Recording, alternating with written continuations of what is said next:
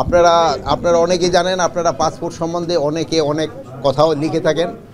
তো যেহেতু এটা একটা সেবামূলক প্রতিষ্ঠান, এদের জন্য সেবার মান আরও বাড়ে, এটি তাদের কাছে বলা হয়েছে।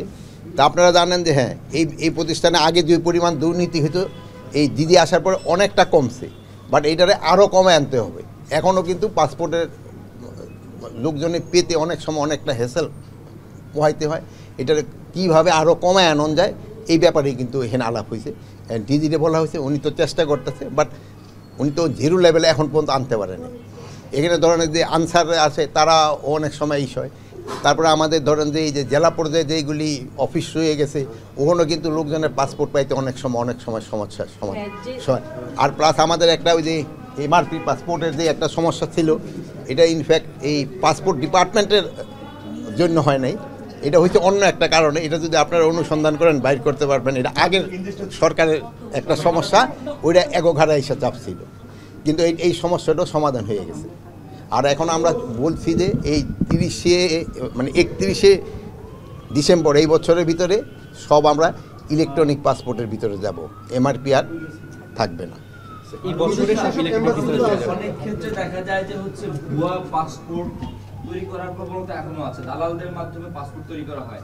আর একটা বিষয় হচ্ছে বিশেষ করে কক্সবাজার, চিটাগং বেল্টে রোহিঙ্গাদের অসংখ্য বাসিন্দা, তারা হচ্ছে বাংলাদেশি পাসপোর্ট নিয়ে মিডল ইস্টে বিভিন্ন দেশে গিয়ে হচ্ছে অপকর্ম করার পর দায় পড়ে আসলে আমাদের বাংলাদেশিদের উপরে।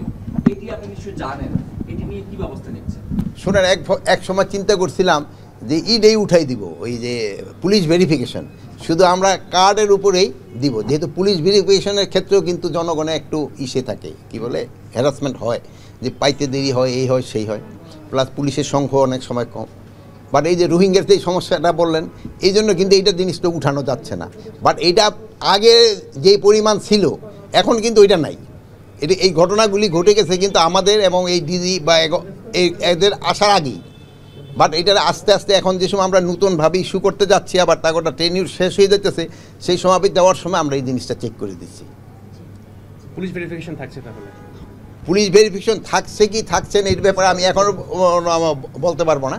বাট যদি দেখা যায় যে শুধু আমাদের আইডি কার্ডে দিয়ে পারা যায়, তো হয়তো আমরা পুলিশ ভেরিফিকেশন তো উঠাই দিব, যেহেতু আইডি কার্ডও তো আমাদের মন্ত্রণালয়তে আসতেছে।